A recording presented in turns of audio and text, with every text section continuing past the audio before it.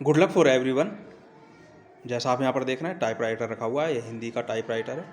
Use आपको मालूम है ही, तहसीलों में आज भी इसका काफ़ी डिमांड रहती है। हालांकि कंप्यूटराइज भी सारे काम होने लगे, काफ़ी काम होने लगे, फिर भी टाइपराइटर की आज भी तहसीलों में, कचहरी में, कोर्ट में आज भी इसकी आवश्यकता रहती है। फिलहाल हम आज यहाँ पर बताने वाले हैं कि इसमें जो लाइनें खींची जाती हैं, बड़ी लाइनें और यानी 180 अंश वाली जो लाइन है वो, और खड़ी लाइन है वो किस तरह से खींची जाती हैं, वो अभी हम यहाँ पर आपको दिखाने वाले हैं।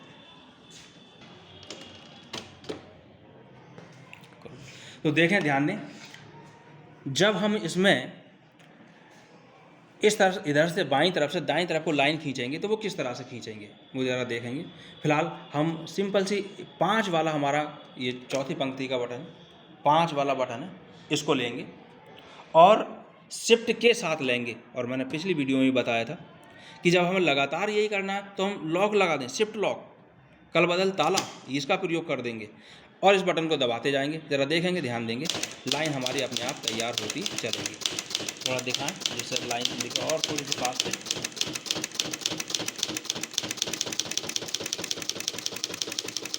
लाइन हमारी एक बनती हुई जा रही है।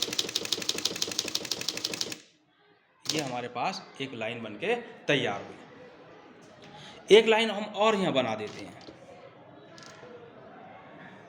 देखें, क्योंकि अगर मान लो टेबल अगर हम बनाते हैं तो एक लाइन हम और यहाँ बनाकर दिखा रहे हैं। थोड़ा पास से दिखाएं जिससे लाइन बनती हुई दिखाई दे।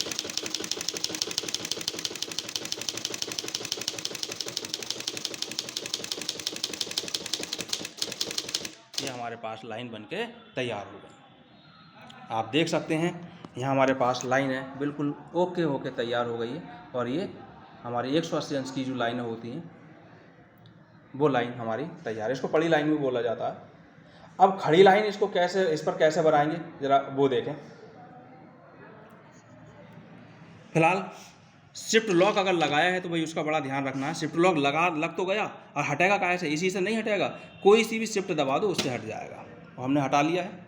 अब हम खड़ी लाइन की बात कर रहे हैं। देखा खड़ी लाइन किस तरह से बनाएंगे, हम यहाँ पर लाइन बना करके दिखा रहे हैं। इसके लिए हमें क्या करना होगा, देखें, पहले हमें बाईं तरफ जो हमारा मेन रोलर है इसको हम अपने हाथ से पकड़ेंगे और ये थोड़ी सी प्रैक्टिस की चीज़ है।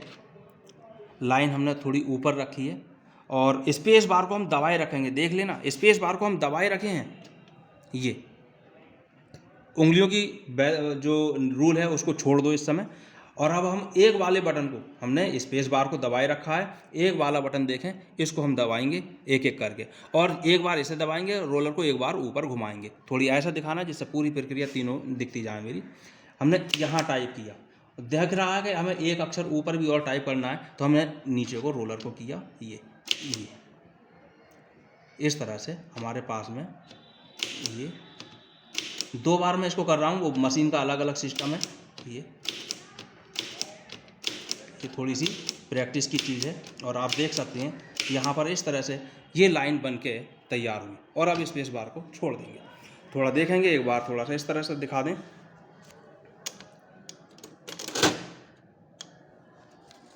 ये आपको दिख रही है लाइन, खड़ी लाइन और बड़ी लाइन दोनों। तो खड़ी लाइन आपको दिख रही है। अभी और भी खींच के हम दिखाते हैं, देखो एक बार और थोड़ा सा दिखाएंगे।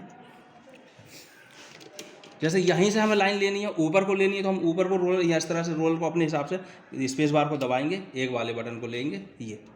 अब इसको हम नीचे को घुमाएंगे, 2 बार हम घुमा रहे हैं। ये मशीन 2 बार में सही तरीके से बढ़िया चल रही है, देखें ये।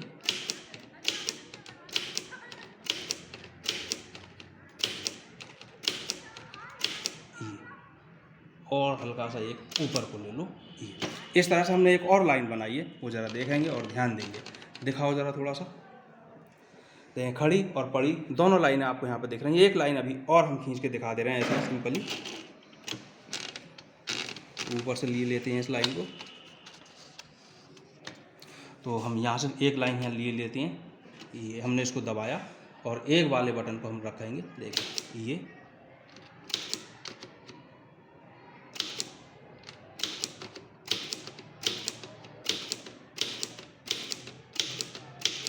इस तरह से कोई भी टेबल अगर हमें बनानी है तो वो इसी तरह से बनाई जाती है। अब इसके बीच में हम कुछ भी लिख सकते हैं, इसके बीच में हमें कुछ भी लिखना है, टेबल अगर हमें बनानी है तो पहले तो ये खड़ी लाइन और पड़ी लाइन आपने सीख ही ली। अब यहाँ पर हम थोड़ा देखेंगे, अगर आप प्रैक्टिस कर चुके हैं तो आपको पहले देखते ही आप बता सकते हैं कि अक्षर कहाँ पर टाइप होगा, और प्रैक्टिस नहीं है तो थोड़ा सा मुश्किल होगा। फिलहाल हम यहाँ पर लिख रहे हैं, जैसे हमें लिखना है प्रदेश, तो हमने यहाँ पर लिखा प्रदेश, हमने यहाँ पर टाइप कर लिया है प्रदेश, हमने यहाँ पर लिख दिया। और प्रदेश के बाद में यहाँ पर हमने कुछ भी लिख दिया, प्रतिशत लिख दिया या कुछ भी लिख दिया, कोई भी चीज़ XYZ हमने यहाँ पर लिख दिया है, टन लिख दे रहे हैं या कुछ भी XYZ, मैंने अंकों को यहाँ पर ले लिया। दूसरी चीज़, चलो गेहूँ लिख के लेते हैं,